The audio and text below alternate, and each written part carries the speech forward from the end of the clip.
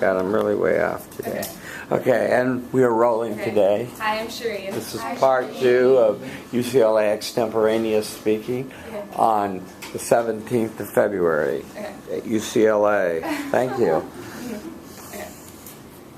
Unsurprisingly, Congress has had a full work week only 14% of the time since 1978. Further, as of yesterday, congressional approval stands at a startling 17%. In fact, a recent poll finds that Congress is less popular than colonoscopies, used car salesmen, and the band Nickelback. Congress needs to come together to form consensus on issues, or they face forever being worse than these atrocious things.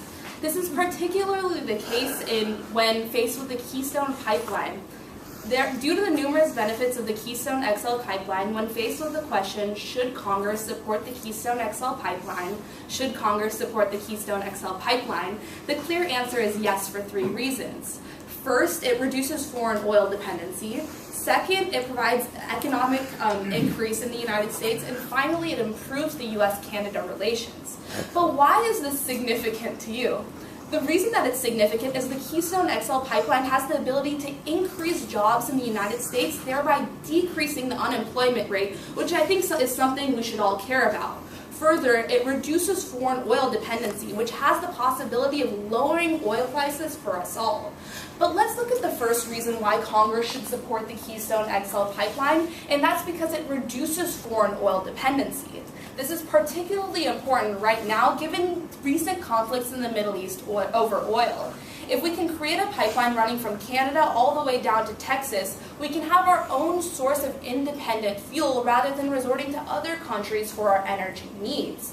In fact, Senator John Hoeven writes for CNN on February 24, 2012, that the pipeline will increase our energy from North America to a startling 75%. In fact, scholar at the American Enterprise Institute, Arthur Herman, writes in January 5th, 2012, that within 20 years if the Keystone Pipeline is implemented, 90% of our liquid fuel needs would come from North America alone. That means we'll no longer have to be entrapped in conflicts overseas over oil, but rather could stay in the United States for our oil problems. But let's look at the second reason why Congress should support the Keystone XL pipeline, and that's because it improves the economy. The reason for this is threefold. First, the Keystone XL pipeline creates numerous jobs. In fact, Amy Harding writes for the Wall Street Journal just 6 days ago that the Keystone Pipeline has the ability to create 42,000 jobs in 2 years alone. In fact, empirics prove this. Environmental economist Nicholas Laurie writes for the Heritage Foundation in January of 2015, that the southern portion of the Keystone Pipeline that did not need Obama's approval has already been built. This has created 5,000 jobs in the United States.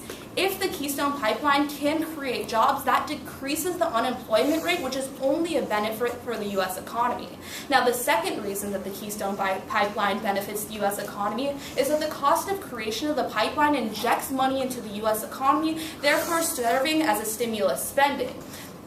In fact, political analyst Glenn Kessler writes on January 8, 2015, that the Keystone Pipeline would inject $3.6 billion in construction contracts and materials alone. $200 million would be injected in construction camps. Now, we can see the impact of this empirically in the South. When we created the southern portion of the Keystone Pipeline, $3.6 billion was injected into Texas' economy, while $2.1 billion was injected into Oklahoma's economy. This money has the ability to reverberate through the state's economy, thus acting as a stimulus, thereby only being beneficial to the economy of these states. Now, the third reason why Keystone Pipeline is beneficial for the economy is that weaning us off of oil dependency in other nations is only positive for the U.S. economy. That's because we're no longer entrapped in overseas conflicts that have put us in so much debt in the past. Rather, we have our source of oil in the United States. Further, when we have the Keystone Pipeline in the United States, that floods the market with oil, which only makes gasoline prices much cheaper for us all, which is only a benefit for the U.S. economy. But let's look at the third reason why Congress should support the Keystone XL pipeline, and that's because the Keystone XL pipeline increases Canada-U.S. relations. Now you may be asking yourself, what's so important about Canada? But due to the proximity between Canada and the United States, Canada is a key ally to the United States. However, due to the Keystone pipeline issue, the relations between Canada and the United States are deteriorating. In fact, Whittington writes in 2015 for the Canada Star that because of the pipeline, relations have hit an all-time low since 2003. The United States has taken 6 years to come upon a conclusion on the Keystone pipeline issue, and we still have not found out what to do. This is only making relations with the United States and Canada even worse. Every day that the United States waits in finding a conclusion to this issue is a risk for Canada economically, and the ramifications from this can be volatile. Ted Velk, economics professor at McGill University, writes in February of 2012 that if the relations between the United States and Canada deteriorate and the Keystone pipeline is not implemented, Canada will look to sell their oil elsewhere, predominantly China. If Canada looks to sell their oil to China, that could be devastating for the United States. Not only will it improve the Chinese economy, it'll make Chinese encroachment on U.S. hegemony even more likely. This means that the U.S. will lose its spot possibly as the world hegemon, which would run the risk of being devastating for the United States, thereby opening up conflict. So we can see that the United States should be supporting the Keystone pipeline to increase relations with Canada, thereby meaning that we will, therefore Congress should support the pipeline. So in conclusion, we can see that due to many social, political, and economic motives, Congress should be supporting the Keystone XL pipeline. The Keystone XL pipeline reduces us off of foreign oil dependence, it improves the U.S. economy, and finally it improves the U.S.-Canada relations. So what we can see is that Congress should be coming upon a consensus on the Keystone XL pipeline, or they face forever being worse than the band Nickelback. Thank you. Okay, very nice. 650, very nice. Stay in the power stance. Okay, where are we here? Hi, I'm Celestine. Hi, Celestine. I thought that was really good. You're really fluent. Whenever you go up there, you speak really well, and you were really articulate in all your points, and I felt like it was easy to understand. You made it relatable. The Nickelback thing, I think, made all of us laugh, so it was really a fun speech to listen to. She held our interest, didn't she? Mm-hmm. Improvement? Hi, my name's Aseret. Hi, Aseret. I don't think there's anything much you can improve other than the fact that like your hand gestures are like very just put. And I don't know if it's purposefully, but it's just a little distracting. Let them be by your side and move. Okay. Thank you, Aseret. Well, this was nearly a perfect Extemp speech, so very good job, with a couple of exceptions which I'll get to. But,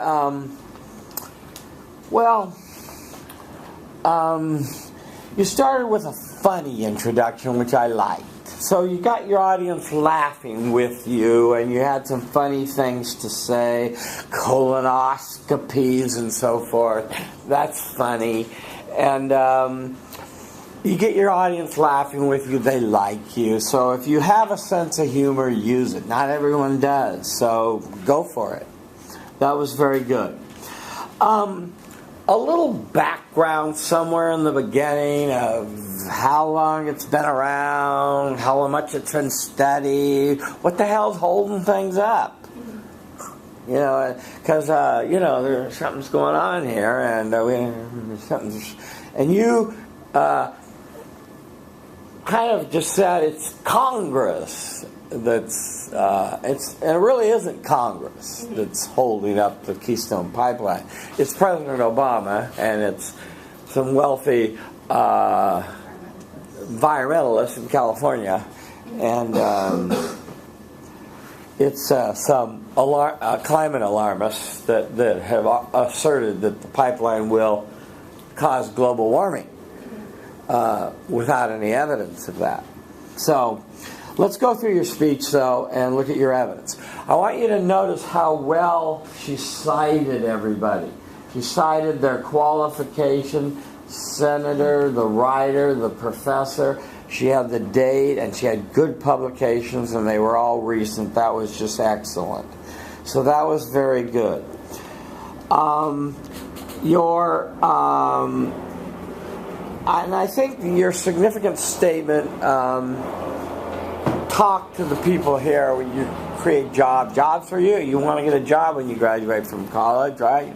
You want to have a better economy, go for it. So make it even more for this audience. On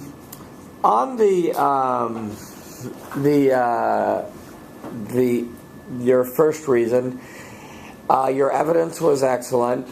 Decreasing oil, foreign dependency, and the Middle East is just breaking down every day. The latest is the Libyan thing, beheading 21 Christians, and we're marching into Rome, ISIS says, and it's it would just be nice to let them have fun with each other and continue to go our own way here. And that's what you're advocating, wasn't it? For us to have less of a presence and a dependency on the Middle East. Yeah. Yeah. On your second example, spur economy and jobs, the Wall Street Journal 6 days ago, that was very recent evidence showing you're really up on this. I was wondering whether you were going to really be up on this, which was this morning there was a 12-train oil car wreck out of Canada that crashed into the Virginia River because we don't have a Keystone pipeline, and so we're shipping all this stuff by rail. And so much for global warming, and because that, if you want to talk about increasing the carbon footprint, send everything by rail, right? So that's what's happening, though. Is it's the alternative to the pipeline is it's still going to be taken out of the ground and it's still going to be shipped south.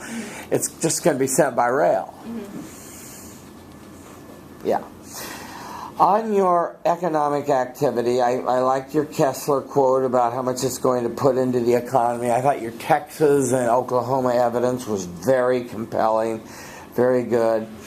Your Canada-U.S. relations, we take Canada for granted, but I do think we need to start taking them a little more seriously. They're very perplexed by the fact that we haven't built this pipeline, and the Chinese are chomping at the bit to get a port out of Vancouver and send the oil over to Vancouver and to ship it straight across to Beijing.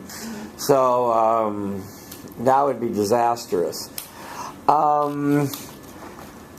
The question that you didn't get into so much was that now that there is a Republican Senate and a Republican House, Congress can act.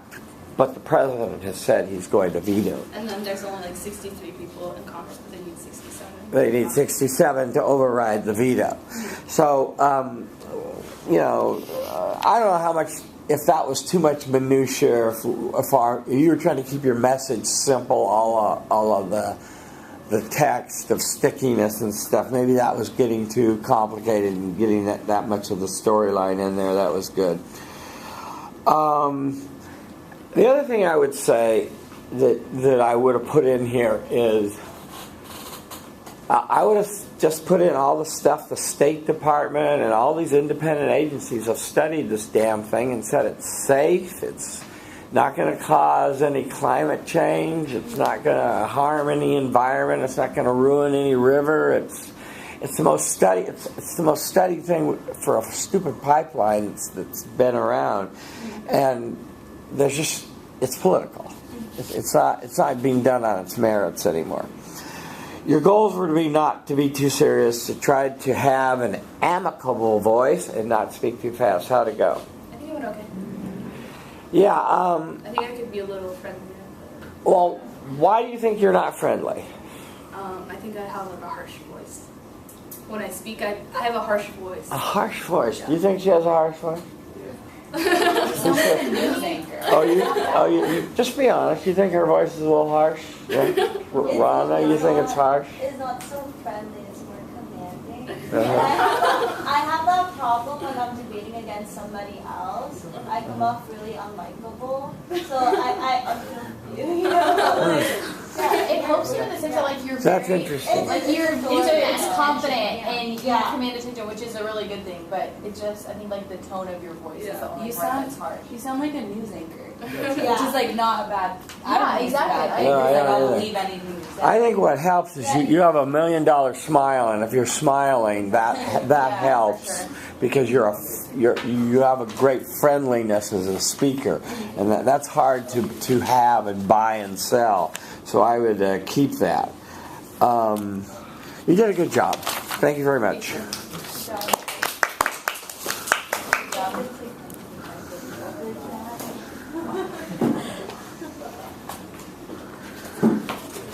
Any more volunteers?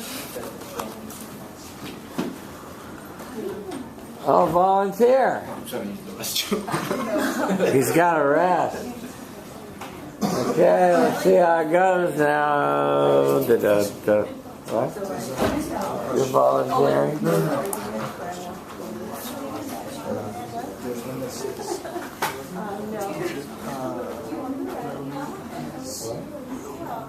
This is for Extemp 3, right?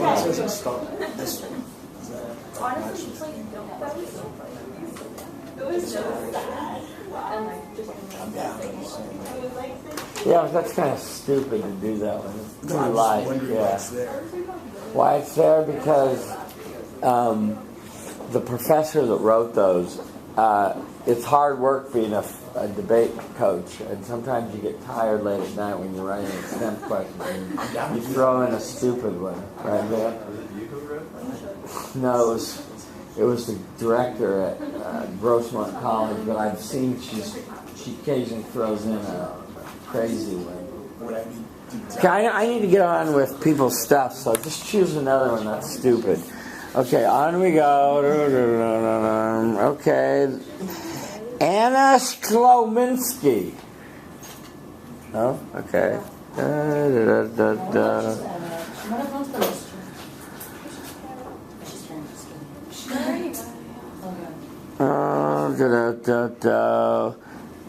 Mina Cho. Remember I called you today? My voice was so calm. What? I called you like 3 hours ago. Okay. We talked about We'll see if we have time. Gabriel Anaya. Gabriel. So I emailed you. Well, everybody emailed. What's your story? You have a communicable disease? What's? I also was on trial attorney. Oh, you lost your voice. Okay, we'll see if we can come back to you. These people that weren't able to go, you may have to come to my office hours to make these up. Ridiculous. Daniel. No, he's not in the class anymore. Okay. Kimberly Garcia. She already went. Okay. So you just win. I'm not ready for you. Ben Morris.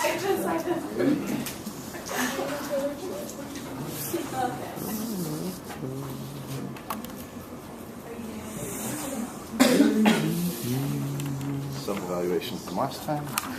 Oh yeah. Where's your self-evaluation from last time? Thank you. Where's your self-evaluation from last time? No, don't have it.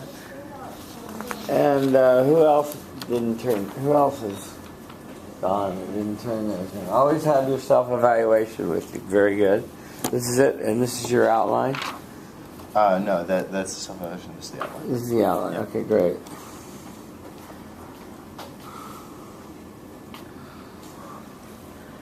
Okay.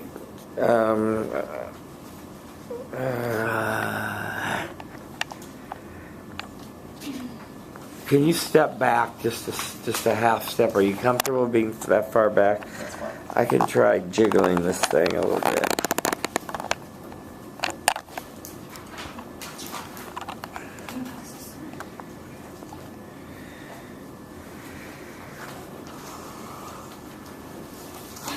Everyone signed up for an impromptu, right? No? No. Okay, we'll now hear from Benjamin Morris. Okay. Hi, my name's Ben. Hi, Ben. So everyone knows Lombard Street in San Francisco.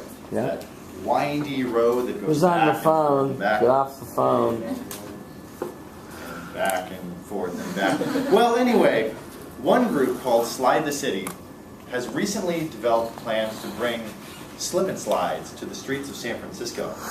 But some people think that maybe it wouldn't be a good idea to have slip and slides on the streets of Lombard Street. The fun police are saying it would be a bad idea because we're in a drought. Interesting. Their answer to the question, does California need to be more aggressive in creating and enforcing per capita water usage laws, is yes. However, I'll repeat that question and give you a different answer. Does California need to be more aggressive in creating and enforcing per capita water usage laws? I think the answer is no, for 3 key reasons. The first one is that California is already very aggressive in creating these water standards.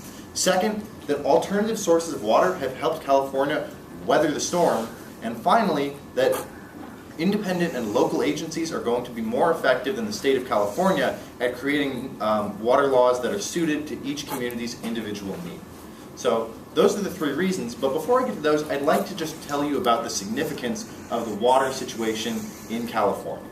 So obviously, per capita water usage rates are very important for you and me because they reflect how much water we can use. If we want to go slip and sliding in San Francisco, we might not be able to if there's a law that prevents us from doing that. But it also means we might not be able to water our lawn, or we might not be able to have a swimming pool, or a variety of other things that we don't even consider on a day-to-day basis. However, I'll go even further than that and tell you that in certain situations, people in California have faced a drought so severe that they don't even have access to basic running water, such as the people in East Porterville, California, which, according to the Los Angeles Times on September 18, 2014, hundreds of people in this city have not had access to water for weeks during the summer. Now, this might be a drastic situation for people in us who take water for granted, but it's something that could be a reality if we have more and longer droughts. However, now that you have all this fear in your mind, I'm going to set it at ease and go over 3 reasons why we don't need to be concerned with creating water use limits in California. And the first reason is, well, we already have some. We already have very strong water use limits in California. According to the Los Angeles Times on October 7th of 2014, California has recently passed Proposition 1. Now, what's Proposition 1? You might have voted for it, you might not have voted for it, but you probably don't remember what it does either way. So California's Proposition 1 sets aside $7.5 billion, which uses for various water projects. And the biggest one of those is creating more water capacity. Basically, we're creating a rainy day fund, or a not so rainy day fund, for when it doesn't rain. What this means is that we're going to have larger capacities to withstand even longer droughts in the future. So if we have this kind of freak storm that has basically pervaded California's climate for the last 4 years, we're going to be able to withstand it. And that's the first reason. We already have an infrastructure that's going to be stronger than ever and capable of handling these situations. But moreover, we've already enacted also statewide emergency conservation efforts, according to the Los Angeles Times on July 30th, 2014. Now what this means is that state agencies are capable of fining you up to $500 per day if you do things as mundane as washing your driveway with a hose. California has put in lots of emergency conservation efforts that are going to last until April of this year. They're still in effect. So if you're listening to this speech, don't go home and wash your driveway with a hose. Don't have runoff go off of your lawn, and don't waste water in a host of other ways that are prevented by California's new emergency standards. They will literally fine you $500 if they catch you doing that. That's a pretty aggressive action in my book. But moreover, we can go to our second reason, that both Northern California and Southern California are actually weathering the storm pretty well right now. When we typically think about whether there's enough water or if there's a drought in the state of California, we automatically go to Southern California. And this is largely because of the 70-30 rule. That says that 70% of the rainfall in California falls in Northern California, whereas 70% of the people are in Southern California. Now obviously, this creates a little bit of a clash. We need that water from Northern California to go to Southern California. However, what I'm going to tell you today is that the way that Southern California and Northern California get their water has made a situation in which both of them are going to be capable of withstanding the current drought. Now first off, let's talk about Southern California. Los Angeles is not in any situation of harm right now. The reason is because Los Angeles doesn't get its water from Los Angeles. It gets its water from Colorado. And Colorado has recently had 97% of its normal rainfall. So, according to the Los Angeles Department of Water and Power, the least at-risk area for any sort of drought and running the risk of East Porterville situation in which we turn on the faucet and nothing comes out is actually Los Angeles. Where we really had a situation that was bad was in Northern California. In Northern California, where we had long periods of drought and no alternative source for this water to get to the people. Now, fortunately, the weather patterns over the past couple of months have shifted so that Northern California is actually getting a ton of rain. And according to the San Jose Mercury News, in February 9th of 2015, regions in Northern California have gotten up to 12 inches of rain in 1 week. And this is fantastic. The water is going where it needs to go, and we're solving the drought with the natural resources that we have. So in this way, Northern California and Southern California are both safe.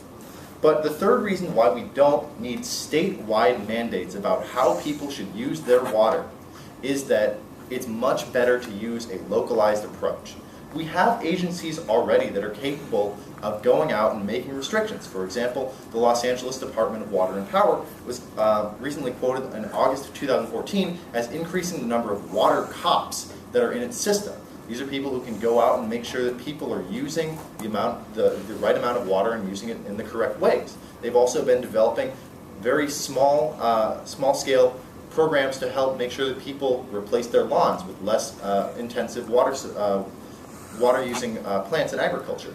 What this means is that it sets a standard for how we should be approaching water capita usage. Now, obviously, as I've told you before, Northern California and Southern California are very different in terms of how they get their water. And therefore, it's important to have different approaches. Instead of using a hatchet approach in terms of the state of California should make all the regulations for the entire people of California, we can use the currently existing regulatory agencies to have a kind of scalpel approach. We should be able to make specific regulations that fit with the needs of these constituencies. And for that reason, it's a terrible idea to have broad, sweeping actions that just cut through the entire state of California with unnecessary regulations, especially when we already have some of those regulations in place that are pretty aggressive in my mind. So, to summarize this, the state of California doesn't need any more of these water regulations. We already have enough regulations in mind that are plenty aggressive, and I'm sure you can know that now. If you wash your driveway with water, you will get fined $500. The second reason being that we already have pretty substantial resources to combat this drought in both Northern and Southern California. And finally, that even if we do feel there is a need to create some sort of regulation, it probably shouldn't come from the state level, and instead we should look to local regulatory agencies that are pre-existing and have a knowledge of what is good for their constituencies instead. And so, when you look back to San Francisco and you think about, well, should I be water sliding in Lombard Street? The answer is still probably no.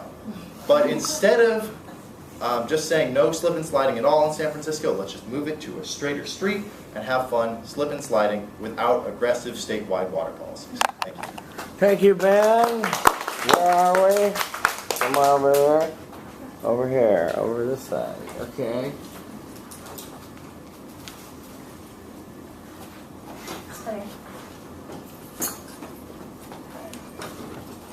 Start with your name. My name's Vanessa. Hi, Vanessa. I thought you had a good voice. I also like that you would go back to the topic about the water slide, where in other speeches it was just like you said once, but you said it at least like 3 or 4 times. That was good. And you had a good opening. I like that you kept saying, I have 3 reasons. Instead of just saying, I have 3 reasons and jumping into the reasons, you said it about, I don't know, a few more times, so that's good. Like, makes it more obvious, good hand gestures, and good transition words. Thank you, Vanessa. I really Improvement. Lose the hat. My name's Sammy. Hi, Sammy. I didn't think you needed that little note card at all. You knew exactly what you were I talking about. needed that, felt like Yeah. But he kept it within his palm, so you hardly knew he had it. Yeah, I mean, I still saw it. So it hurt his credibility in your mind a little bit, huh? You knew exactly what you were talking about. And, yeah. Okay. Yeah. Man, finally, somebody with common sense talking about water.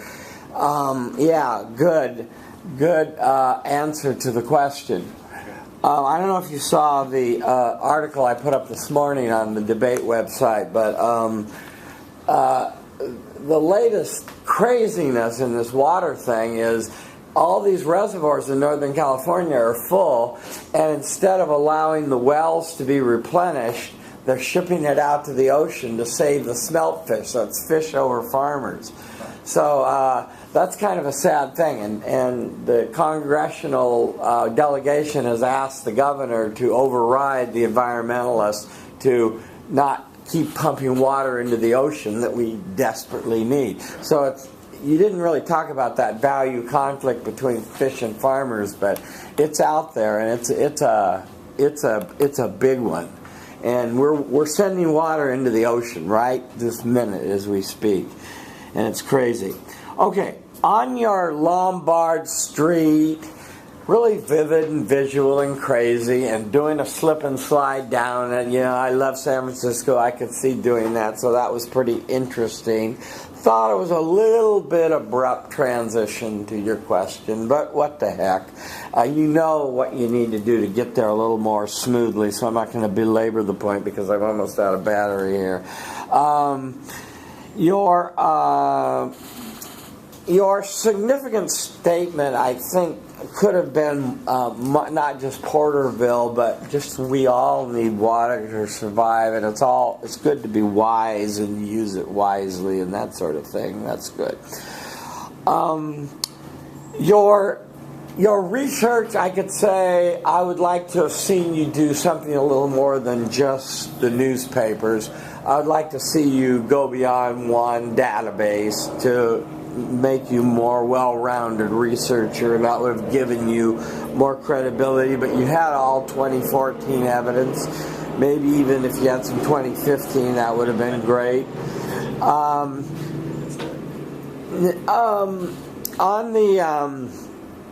You read your question very carefully, because the question said, do we need more regulation? Not do we need regulation, do we need more? And you very carefully said, we don't need any more, we got enough.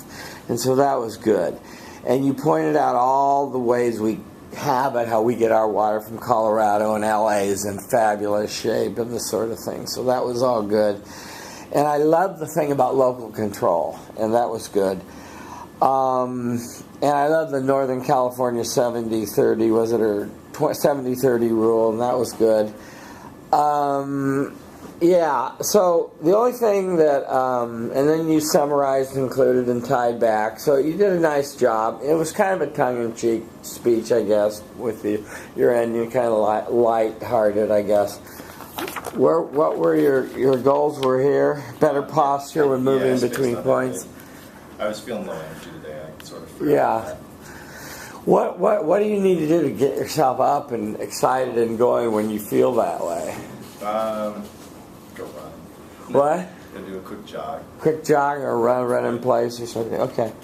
But you got the job done, and with the exception of not mentioning the environmental aspect of it, which I would have hoped you could have mentioned, you did a really good job on the topic. Thank you.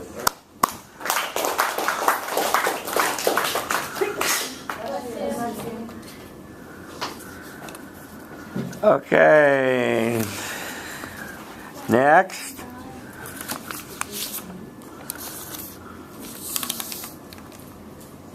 We have time for one more, yeah, of course. Any volunteers? Come on. These people are babies, aren't they? Okay, let's see. Who do we got down here? Ziad Matola. No, okay.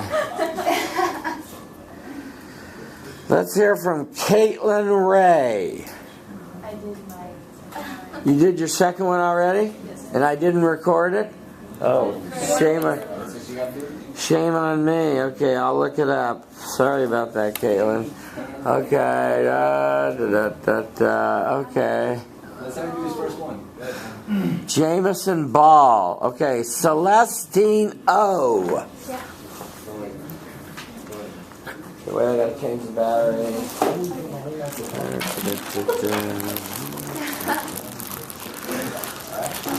Give me a second, Celeste.